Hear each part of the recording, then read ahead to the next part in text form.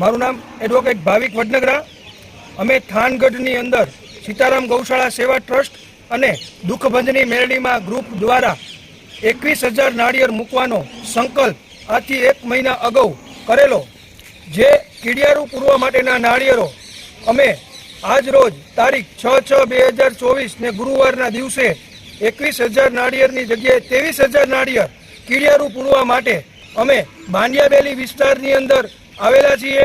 આ બાંડિયાબેલી વિસ્તારની અંદર 5 થી 6,000 કીડિયારું પૂરવા માટેના નાળિયેરો મૂકવામાં આવશે।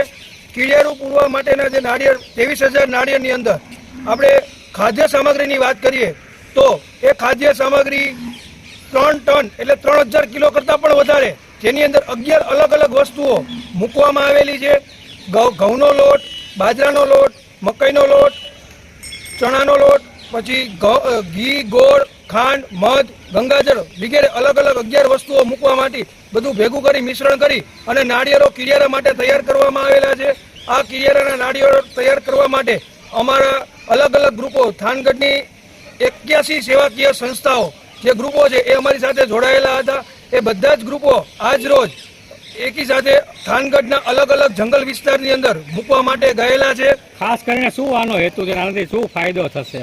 કીડિયારું મૂકવા માટેનો હેતુ એવો છે કે આવનારા સમયમાં આપણે જાણીએ છીએ કે ચોમાસું આ નજીક આવી રહ્યું છે, તો આ કીડિયારા નાળી જે સૂક્ષ્મ જીવો જે જંગલ વિસ્તારની અંદર રહે છે તો એને લાંબો ટાઈમ માટે અનાજ અને ખોરાક મળી રહે એનો પોતાનો, એના માટેનો અમારો મુખ્ય ઉદ્દેશ છે અને આ પ્રવૃત્તિ અમે એટલે કરીએ છીએ। કેટલા વર્ષોથી આ સેવાનું કાર્ય અમે છેલ્લા 1 વર્ષથી દર 11 દર મહિનાની 11 1100 નાળિયેર જંગલના અલગ અલગ વિસ્તારોમાં, થાનગઢના અલગ અલગ વિસ્તારોમાં મૂકવા જઈ છીએ।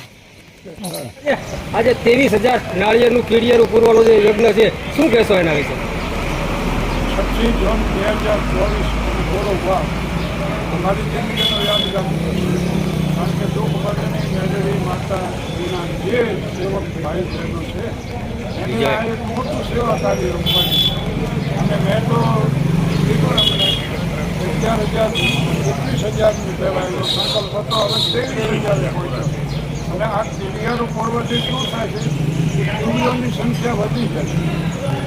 આપણે એક જમાનામાં તો એવું હતું કે ભાગ્ય જે ફરવા નીકળે ને એ કીડિયારું હારે લેતા હતા અને કીડિયારું પૂરતા, આ એક પ્રથા હતી। હવે નથી રહી, મોર્નિંગ વોક, ઇવનિંગ વોકમાં ક્યાંય કોઈ નથી, પણ આ પુનઃ જાગૃતિ છે એની। એટલે આનાથી થાય છે એવું કે કીડીઓની સંખ્યા વધશે ને એ કીડીઓ ઉદયને ખાઈ જશે, અને ઉદય જે ઊભા પાકને નુકસાન કરે છે ને એ નુકસાન થતું અટકી જાય। એટલે આનું અદ્ભુત રિઝલ્ટ આવવાનું। હું આ આખી પ્રવૃત્તિનું મૂલ્યાંકન એ રીતે કરું છું કે યુવાનોને એક સુંદર વિકલ્પ પૂરો પડે, એક સારી પ્રવૃત્તિ એને મળે છે, અને એ પ્રવૃત્તિ જે છે ને એ એવી પ્રવૃત્તિ છે કે એનાથી એને આનંદ મળે। આ વિશુદ્ધ આનંદની એક જ ફરક છે કે એનાથી બીજો આનંદ ઓછો નથી થતો। એટલે વિનોબાજી એમ કહેતા કે આનંદ મેળવવા પ્રયાસ ન કરો, જે આનંદ મળે છે ને એને વિશુદ્ધ કરવા પ્રયાસ કરો। એટલે આ પ્રવૃત્તિ આખી છે ને એનો વિશુદ્ધ આનંદ મળશે, અને એ એવો આનંદ કે એમાં ચિત્તે પ્રસન્ન છે અને બુદ્ધિ ખુશ છે અને આત્માને આનંદ છે, આત્માની અનુમતિ છે। આ કાર્ય કરો એની જે સંવેદના હોય ને એના માટે શ્રદ્ધા રાખીને બીજા સેવા કાર્ય આપણા યુવકો જાય છે, પગલામાં જાય છે,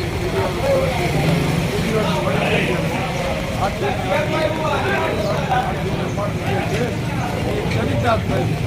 પણ મારી તો ચીજ છે કે એક સારા વિકલ્પ મળ્યો આ યુવાન, આ વિકલ્પ ન મળ્યો તો શું થાય?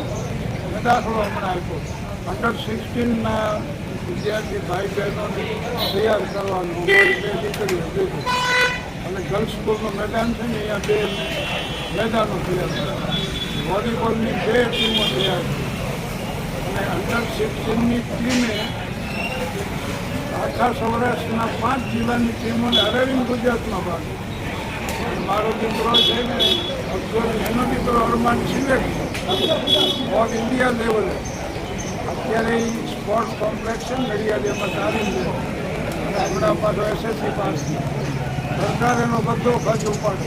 એટલે આવા ખેલાડી શું કામ તૈયાર ન થાય? આવા કલાકારો કેમ ન તૈયાર? જે મીડિયા જોતો ચાલો ને મને ટીવીમાં ત્યાં રજૂઆત કરવી હોય, દૂરદર્શન ઉપર કરવી હોય, ટીવી ચેનલો ઉપર કરવી હોય, તો બધી સવલત છે. આની પ્રવૃત્તિ નહીં કરતા હોય તો ફોન લઈને લાગી પડે. મોબાઈલનું તો કેવું ભયંકર દૂષણ છે એની કલ્પના નહીં આવે. ફરી ગયા સુધીના કાઢો અને ન ફોન અપાવો તો આત્મહત્યા કર્યા છે. માત્ર ફોન વાપરવાની ના પાડો તોય આવા પરિણામ આવ્યા. સરસ પ્રવૃત્તિ છે, યુવાનો ભાગ લે છે. એટલે ચિંતન અને કાર્ય કરવાની પદ્ધતિ. ચિંતા ઘણા કરે, અમુક કોઈ જોઈએ એનું ચિંતન અને ચિંતન કાર્યમાં પરિણામે ક્યારે પરિણામ આવે.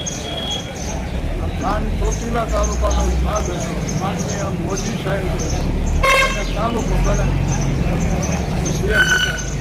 આપણને લાભ મળ્યા છે. આપણી ઓફિસો જુઓ, આપણું કોર્ટનું બિલ્ડિંગ જુઓ, આપણું આઈટીઆઈ જુઓ, બ્રિજ બન્યો છે રેણમાં કે એ જુઓ, હવાલિયા ડેમ બની ગયો, પાણીની સમસ્યા. કોમ્યુનિટી હેલ્થ સેન્ટરની 15,000 ચોરસ મીટર જમીન મળી છે આનંદીબેન તરફ, માનનીય મંત્રીજી હતા ત્યારે. તો આવા બધા વાદી વરસાદ છે, મોરફા રોડથી જાવ તો જોશી છે. તો સારા કાર્યો કરો ને એ ઉત્તમ છે, ચિંતન છે. પછી કાર્યમાં પરિણામે કેવી પરિણામ સમાધાન. આભાર.